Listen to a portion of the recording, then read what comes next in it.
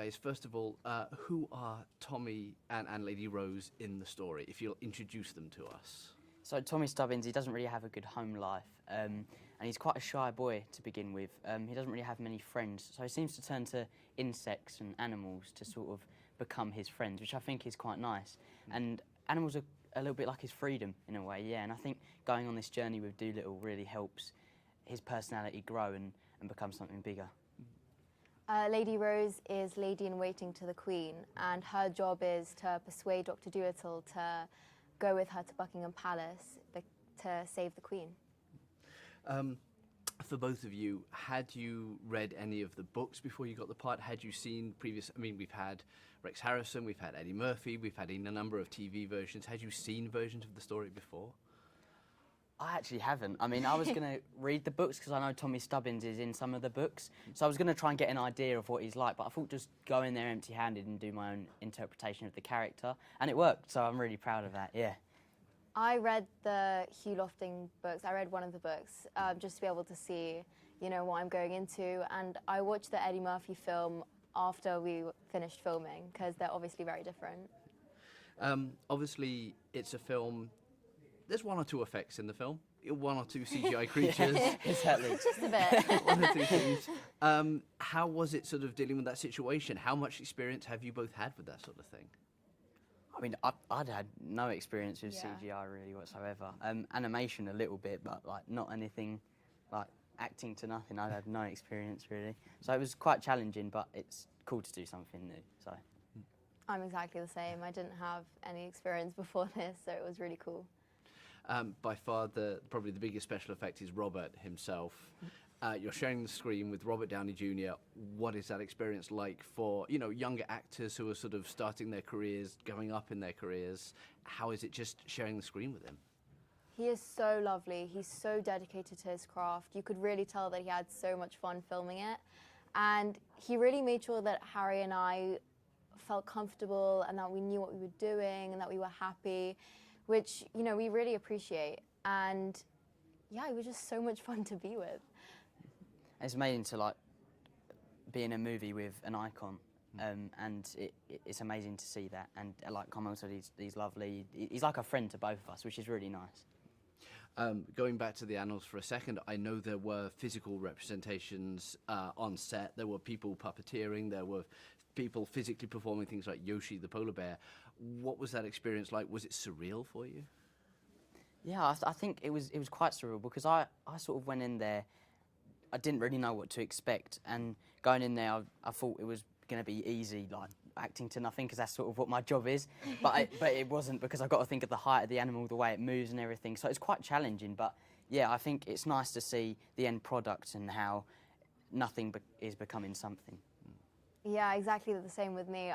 There was one scene where I had to talk to like a stick spider, and it was literally just like a green dot, which is so funny. But it was such a great experience. And again, like Harry said, it was so beautiful to see at the beginning how it was just a rough animation to now how much it's developed. So. How was it working with Stephen as a director? I know this was a little bit his first time working with sort of more of a family film. He'd done a lot of dramas, a lot of thrillers before. What was he like as a director for you guys? It was so much fun working with him. He's a perfectionist like me, so definitely, I mean, after every single scene, I mean, I would always run up to my mum and be like, was that okay? Should I have done that better? But it was fine because Stephen really made sure that we'd be able to like do it to the best of our abilities. And so, yeah, and he had faith in us from the very beginning. I mean, obviously we hadn't had much experience before this film, so the fact that he was able to really believe in us really means so much. What are you hoping people take away from the movie? I mean, it's a movie that has messages. It doesn't try and sort of really drive them into the ground, but it has messages, it has themes. What are you hoping people, you know, going to the movie take away from it? I think just have as much fun as you can. As soon as you walk into those doors, just enjoy it as much as you can. It's something that's magical and different in a way. Even though we've seen it before, it's so much different to the previous ones. I think just go and have as much fun with it as possibly as you can. Bring as much people as you want, and I think it's really cool. Yeah, I mean, this film is really for all ages. it's a family film, and you really feel like you're going on an adventure. And this film, I think, it's a lot about acceptance, you know, especially with Stubbins and DoLittle. It's learning to be able to accept yourself and appreciate yourself for who you are and appreciate others as well, which I think is such a beautiful message. And everyone should go see it, really. If the two of you could talk to any animal, what animal would you want to chat with, and what would you want to say? Oh, that is a good question. I think probably a wolf, but I don't know what I'd say to it. That's the thing. Like Carmel was saying previously, like Probably what was it like to be a wolf? Yeah, That's something like that. But yeah.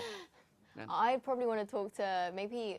I think a dolphin would be pretty cool because they're really sophisticated and smart and they know their way around. So it'd be really fun to be able to talk to a dolphin.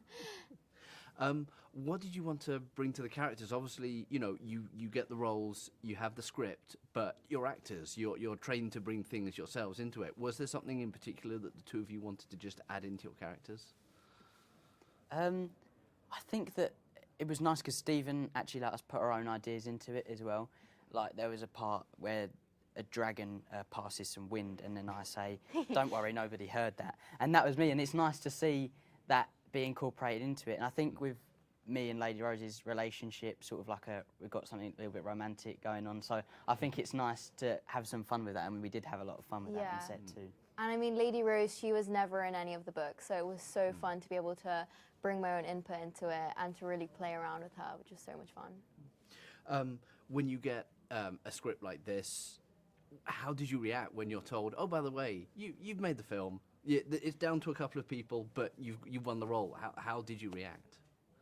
Oh my. I had no words. I was in the car at the time, and it was on the Bluetooth thing, and I was just like, I can't believe it. I really didn't think I was going to get it, and it's so awesome to be a part of it as well. And I still have no words now. It is honestly amazing.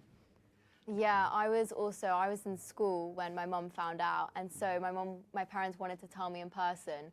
So I remember, like, my dad said something to my mum, like he whispered to her, like, we need to tell her, but I didn't know if that was a good thing, like if I got the role, if I didn't get the role.